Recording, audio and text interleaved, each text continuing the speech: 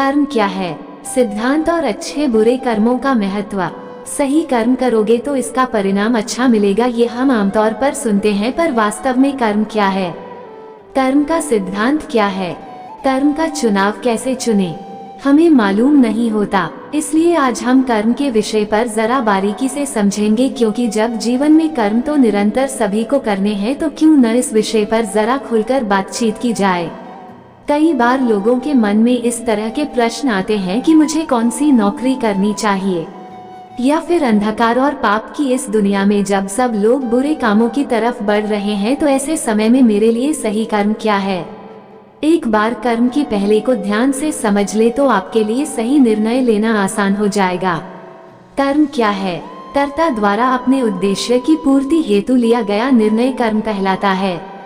कर्म से आशय क्रिया काम से है। चूंकि जीते जी कर्म करने के सिवा उसके पास कोई विकल्प नहीं होता, अतः मनुष्य अपने जीवन में विभिन्न कर्म करता है, लेकिन किसी भी कर्म को करने से पहले उसे करने वाला कर्ता पीछे उपस्थित रहता है। उस कर्ता को हम सीधे तौर पर देख तो नहीं सकते, क्योंकि सीधे तौर पर हमें हमारे कर्मों से ही हमें जांचा परखा जाता है। लेकिन जैसा कि हमने कहा, जब भी कोई कर्म इंसान करता है, उसके पीछे कर्ता का कोई न कोई मकसद जरूर होता है। इसलिए कर्म अच्छे या बुरे नहीं होते, बल्कि कर्ता की नियत कैसी है ये महत्वपूर्ण होता है।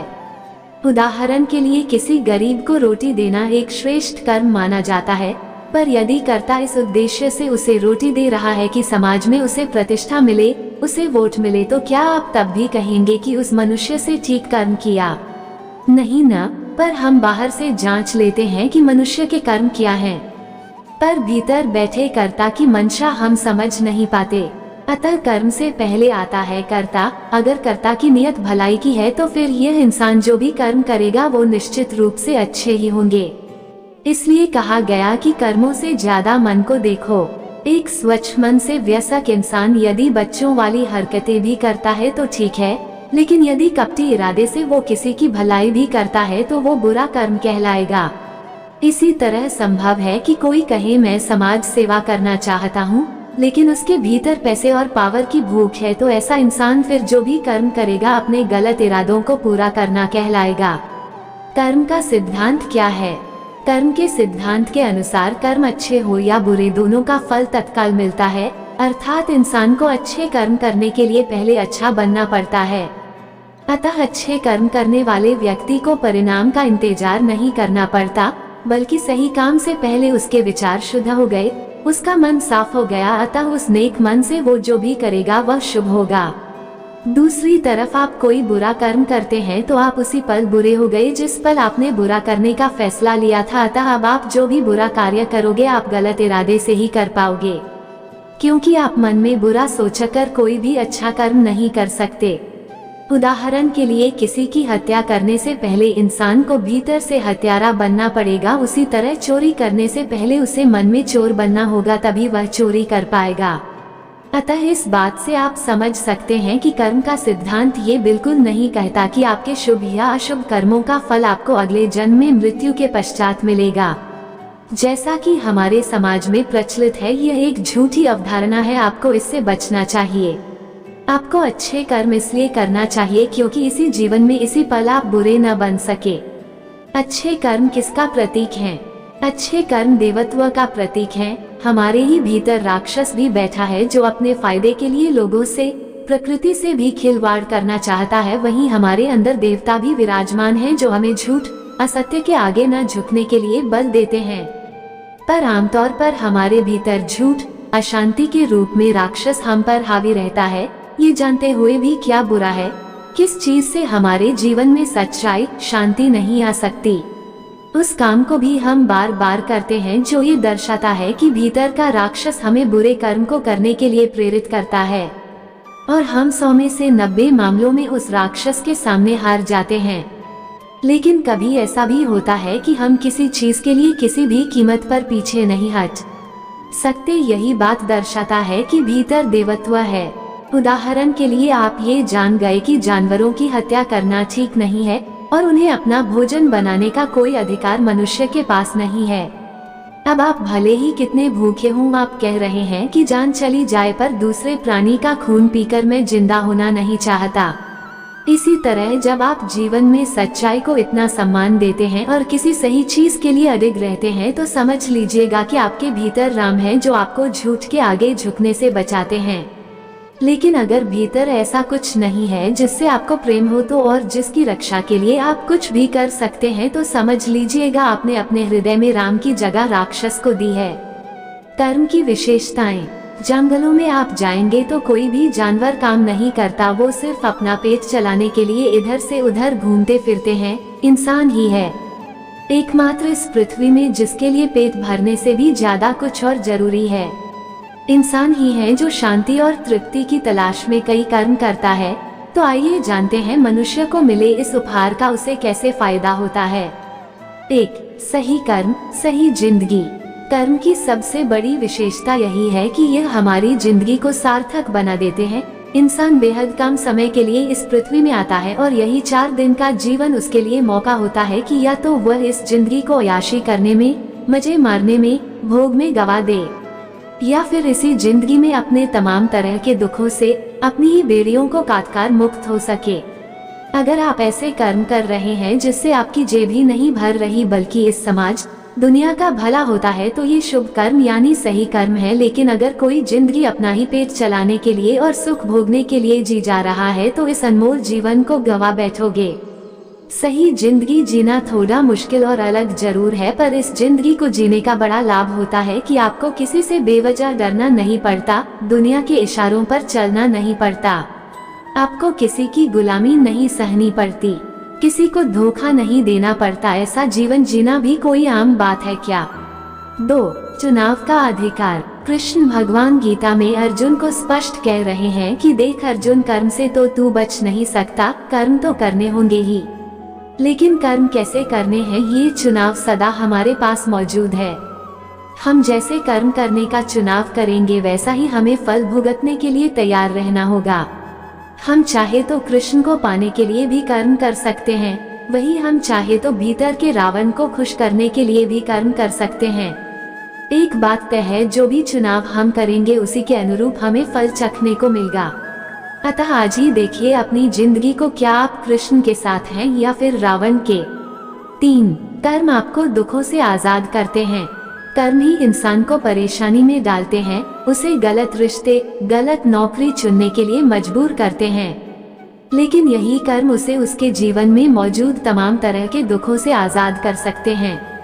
तो जरा खुद से पूछिए, क्या आपके कर्मों से आपके जीवन में शांति आ रही है, प्रेम बढ़ रहा है या फिर ईर्ष्या और द्वेष बढ़ रहा है? जी हाँ, कर्म की बड़ी विशेषता यह है कि यह आपको साफ साफ बता देते हैं कि जीवन दैख और बंधनों में बीत रहा है या फिर आजादी और प्रेम में। आप अगर फैसला ले ले कि जीवन में कुछ हो जाए, शांति, सच्चाई और आजादी के साथ समझौता नहीं करूँगा, तो फिर आपके कर्म भी वैसे ही हो जाएंगे। लेकिन अगर लालच और डर ज्यादा हावी हो गए तो समझ लीजिएगा अब आपके ही कर्म आपको और ज्यादा तकलीफ देंगे। 4. शारीरिक और मानसिक स्वास्थ्य पर प्रभाव। इस बात में कोई दो राय नहीं, आपके कर्मों का प्रभाव आपके मन और शरीर दोनों पर पड़ता है। यदि इंसान के कर्मों में हिंसा, द्वेष शामिल है तो जाहिर है उस काम को करके मन भी गंदा होगा। दूसरी तरफ यदि कर्म का उद्देश्य दूसरे की भलाई और बेहतरी है तो आपके मन पर उसका अच्छा प्रभाव पड़ेगा। तो इसलिए जब भी कोई नौकरी, व्यापार चुने, खुद से जरूर पूछिएगा कि इससे मन पर क्या प्रभाव पड़ेगा। साथ ही शरीर पर भी कर्मों का प्रभाव पड़ता है। सही काम करने का बड़ा फायदा ये रहता है, आप उसमें भरपूर ऊर्जा लगा पाते हैं, अतः आपको अच्छी नींद आती है, अच्छे काम से आने वाले आत्मविश्वास से आंखें चमकती है और तनाव और बीमारियां कम होती हैं। 5. कर्म अनुभव देते हैं। देखा है, बुजुर्ग लोग अक्सर कहते पाए जाते हैं कि देखो बेटा, हमने अपनी जिंदगी ऐसे जी, ऐसे कार्य किए इत्यादि। तो चाहे आप जीवन में अच्छे कर्म करें या फिर फालतू के कार्यों में ही जिंदगी गुजार दें, दोनों ही परिस्थितियों में एक बात निश्चित है कि आपके पास अनुभव जरूर होंगे। हालांकि बुरे कार्य करने पर इंसान को जो अनुभव होते हैं उससे उसे अपनी गलती पर पछतावा होता है, और अगर आपने बहुत देर नहीं की हो तो संभव है आप अपनी गलतियों को भी सुधार लें। इसी तरह अगर आपने अच्छे काम किए हैं तो जाहिर है उसका अच्छा परिणाम भी हुआ होगा और आप उसी अनुभव को फिर आप दूसरों के साथ भी साझा करेंगे। हमारे लिए सही कर्म क्या है, कैसे चुने? अगर आप जानना चाहते हैं कि जिंदगी में सही काम या सही नौकरी का चयन कैसे करें, तो देखिए 2 तरीके हैं सही कार्य का चयन करने के। पहला, अपने आंतरिक जगत को देखिए और जानिए कौन सी आपकी कमजोरियां हैं जिनके आगे आप घुटने टेक देते हैं। तो आपके लिए सही कार्य वह है जिस काम को करने से आपकी यह कमजोरी टूटे। उदाहरण के लिए, आपके मन में पैसों के प्रति अधिक मोह और लालच है, तो ऐसी नौकरी पकड़िए जिसमें काम अच्छा हो, लोगों की भलाई होती हो, अब भले इस काम में पैसा कम मिले। इसी तरह अगर आपको लोगों से बातचीत करने में डर लगता है तो काम ऐसा चुनिए जिसमें आप ज्यादा से ज्यादा लोगों से बातचीत कर सके। दूसरा, अगर आप पाते हैं आपके मन में न लालच है और न कोई अधिक कमजोरी है और आप बस एक सही काम को चुनना चाहते हैं जिसे करके जिंदगी जीना सार्थक हो, तो देखिए दुनिया में बहुत से ऐसे काम हैं जिन्हें करके प्रकृति और दुनिया का भला होता है। पर ऐसे काम आपको naukri.com में नहीं मिलेंगे। आपका प्रेम ही आपको रास्ता बताएगा जिससे आप उस काम को करने के तरीके तलाशेंगे। मन में अगर प्रेम है तो आप उस काम को करने का तरीका ढूंढ ही निकालेंगे। इस तरह का काम करने का बड़ा फायदा ये होता है कि आपको काम से फुर्सत नहीं मिलती, आप खाली नहीं बैठे रहते। क्योंकि काम से जब आपको प्रेम हो जाता है तो फिर आप घड़ी में समय नहीं देखते, आप फिर उस काम को करते रहते हैं। कर्म कितने प्रकार के हैं? कर्म तो जन्म के पश्चात सभी करते हैं, पर कर्मों में भिन्नता पाई जाती है। कर्मों को अच्छा या बुरा घोषित भी किया जाता है, अतः धर्म ग्रंथों में अनेक जगह कर्म, अकर्म, पाप कर्म इत्यादि की बात संतों द्वारा कही गई है। इसी कारण कर्मों को मुख्यतया 3 भागों में विभाजित किया गया है। कर्माणि कतिविधानि सन्तीति चेत, आगामि संचित प्रारब्ध त्रिविधानि सन्ति टिल तत्वबोध। अर्थात कर्म के 3 प्रकार होते हैं, आगामी, संचित और प्रारब्ध। 1. आगामी कर्म। आदि शंकराचार्य के तत्वबोध के अनुसार ज्ञान की उत्पत्ति के पश्चात ज्ञानी के शरीर के द्वारा जो पाप पुण्य रूप कर्म होते हैं वे आगामी कर्म के नाम से जाने जाते हैं। आगामी कर्म ज्ञान से नष्ट होते हैं। आगामी कर्म का कमल के फूल की पंखुड़ी पर जल के समान ही ज्ञानी के साथ कोई संबंध होता नहीं। ज्ञानोदय यानी अहम का नष्ट होना। आमतौर व्यक्ति के सभी कर्म मैं के केंद्र से होते हैं, जैसा उसका मन कहता है वो वैसा करता है। लेकिन जो व्यक्ति वास्तव में ज्ञानी होता है वो जानता है मेरे डैक और बंधनों का कारण तो अहम ही है, और मुझे यदि जीवन में शांति और आजादी चाहिए तो मुझे अहम को त्यागना पड़ेगा। इसलिए जहाँ एक सांसारिक व्यक्ति मन के कहने पर चलता है, वही एक ज्ञानी व्यक्ति के एक एक कर्म और विचार सच्चाई से प्रेरित होकर निकलते हैं। यानी वह मन के कहने पर नहीं, सच्चाई आत्मा के कहने पर चलता है। उसे पूछो ये कर्म क्यों किया, वो कहेगा पता नहीं, बस मुझे सबसे सही और सच्चा ये काम लगा इसलिए किया। इस प्रकार जो व्यक्ति आत्मा सच्चाई के प्रकाश में कर्म करता है उन कर्मों को आगामी कर्म कहा जाता है। जो व्यक्ति ऐसे जीने लग जाए फिर वह सब तरह के पाप पुण्य से मुक्त हो जाता है, क्योंकि पाप या पुण्य या किसी भी तरह का कर्मफल भोगने वाला जो मन अहंकार था वो तो अब ज्ञानी में बचा नहीं। इसलिए ज्ञानी व्यक्ति फिर आजाद मुक्त जीता है। सब कर्मफलों से वह आजाद होता है, न उसे उपहार की लालसा है न उसे दंड पाने का डर। 2. प्रारब्ध कर्म। जो इस शरीर को उत्पन्न करके इस लोक में सुख दायक आदि देने वाले कर्म हैं, जिसका भोग करने से ही नष्ट होते हैं, उसे प्रारब्ध कर्म जाने टिल तत्वबोध। जब तक इंसान का ज्ञानोदय नहीं हुआ है, अर्थात जब तक व्यक्ति इसी भाव में जी रहा है कि मैं एक शरीर हूँ, तब तक उसे सुखदायक यानी कर्मफल तो भोगने पड़ेंगे। मात्र ज्ञानी है अर्थात जिसका ज्ञानोदय हुआ वो प्रारब्ध कर्म से मुक्त हो जाता है, क्योंकि वो जानता है कि सच्चाई क्या है। 3. संचित कर्म। अनंत कोटि जन्म में पूर्व में अर्जित किए हुए कर्म जो बीज रूप से स्थित हैं, उसे संचित कर्म जाने।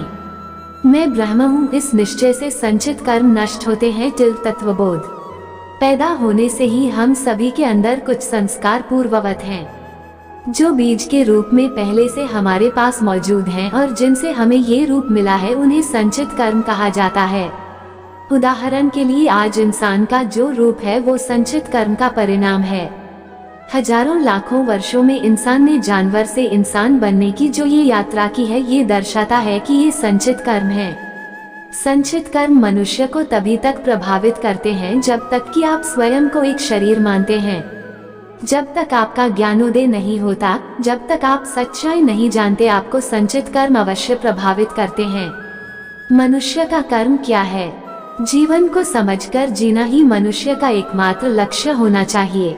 प्राकृतिक रूप से हम सभी अज्ञानी होते हैं। हमारे भीतर वे सभी गुण पाए जाते हैं जो एक जानवर में पाए जाते हैं: भूख लगना, नींद आना, बच्चे पैदा करना, क्रोध आना इत्यादि। अतः ऐसे में ये समझना कि क्या है जो हमें जानवरों से अलग बनाता है। ये जानना कि जीवन का उद्देश्य क्या है। क्या खाने पीने सोने के लिए हमारा जन्म हुआ है? नहीं, क्योंकि एक जानवर के लिए जो चीजें पर्याप्त है वो हमारे लिए नहीं। जानवर का पेट भरा हुआ हो तो वो मस्त अपना पड़ा रहेगा। गाय को घास मिल जाएगी तो उसे कोई टेंशन नहीं होगी। पर मनुष्य की चेतना ऊंचाई मानती है। मनुष्य का मन पेट भरने मात्र से शांत नहीं होता, उसका मन आजादी, शांति की तलाश में रहता है। और इस मन को शांत करने के लिए इंसान जीवन में देखिए न क्या कुछ नहीं करता। पर अफसोस, जिस शांति और चैन को हम खोज रहे हैं वो हमें मिलता नहीं है। अगर मिलता भी है तो पल भर के लिए। इसलिए जिन्होंने जाना है उन्होंने कहा, तुम्हें वास्तविक शांति इस संसार की चीजों को पा लेने से नहीं मिलेगी। यहाँ तो जो कुछ पाओगे मन की भूख और बढ़ जाएगी। तुम्हें चाहिए कुछ ऐसा जो इस दुनिया से परे हो, जो अनंत हो, असीम हो। उसी का दूसरा नाम सत्य है, परमात्मा है, जिसकी हम सभी को तलाश है।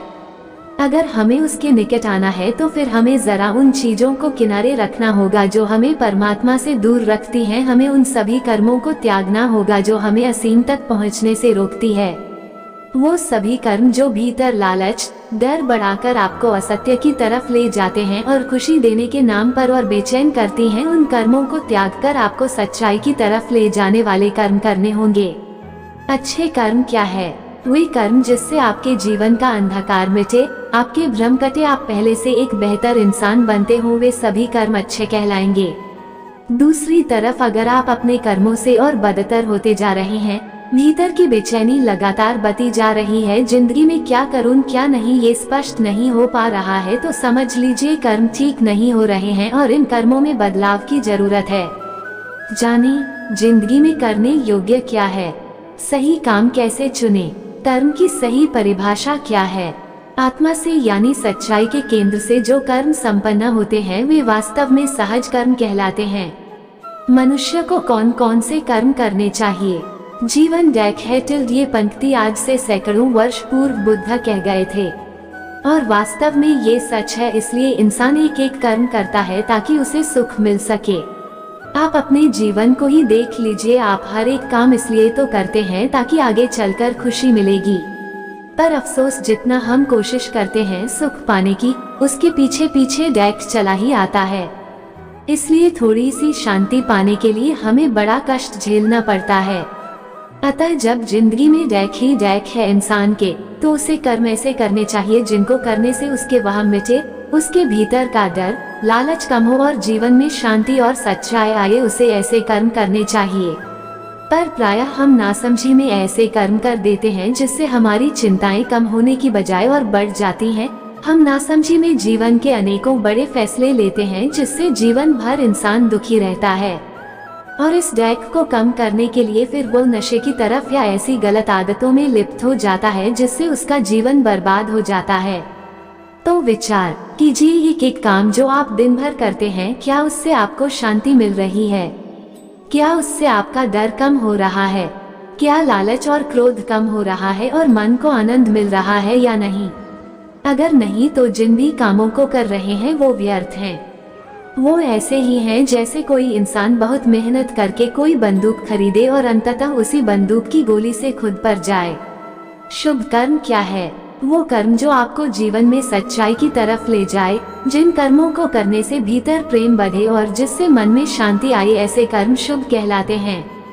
दूसरी तरफ जिन कर्मों को करने से आप और ज्यादा मजबूर, बेबस और दूसरे पर निर्भर हो जाते हैं और जिनसे अंततः आपको बार बार डैक मिलता है, ऐसे कर्म अशुभ कहलाते हैं। दुर्भाग्यवश हम में से अधिकांश लोगों के लिए शुभ कर्म वे होते हैं जिससे हमारी इज्जत बढ़े, पैसा मिले, पर हम जानते ही नहीं कि जिन चीजों को हम शुभ कह रहे हैं वो तो कभी भी छिन सकते हैं। जिन चीजों को हम सफलता का सूचक मानते हैं वो तो कभी हमसे ली जा सकती है। अतः शुभता इस बात में नहीं है कि जिंदगी में कितना पैसा, कितनी इज्जत और नाम कमाया, बल्कि शुभता ये है कि जिंदगी में कोई सार्थक काम किया कि नहीं, सच्चाई को इज्जत की दी या नहीं, जीवन में शांति और आनंद है या नहीं। अगर नहीं तो फिर सब कमाकर भी सब व्यर्थ गया। कर्म का फल अलग अलग क्यों मिलता है? जिस केंद्र से व्यक्ति द्वारा कोई भी कर्म किया होता है वहीं से कर्म फल भी निर्धारित हो जाता है। अगर कर्ता यानी करने वाला ठीक है, उसका इरादा ठीक है, तो फिर उसके कर्मों का फल शुभ ही होगा। और अगर उसी कर्ता में खोट है, बुराई है, तो कर्म चाहे कैसे भी हों उनका फल अशुभ ही होगा। देखिए, कर्म से पहले आता है कर्ता। कर्ता को आप मन भी कह सकते हैं, क्योंकि यही इंसान को बताता है कि कौन से कार्य करने हैं कौन से नहीं।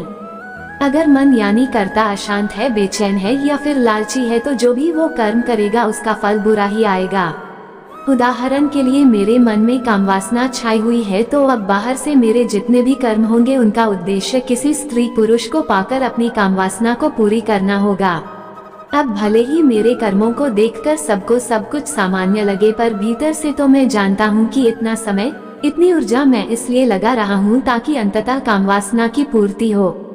ठीक इसके विपरीत, अगर कर्ता यानी मन ठीक है और इरादा मेरा सच्चा जीवन जीने का है, तो अब भले मेरे कर्मों को देखकर कोई कहे कि ये क्या अजीब कर रहा है, मुझे फर्क नहीं पड़ेगा, क्योंकि भीतर ही भीतर मैं जानता हूँ मेरी नियत ठीक है।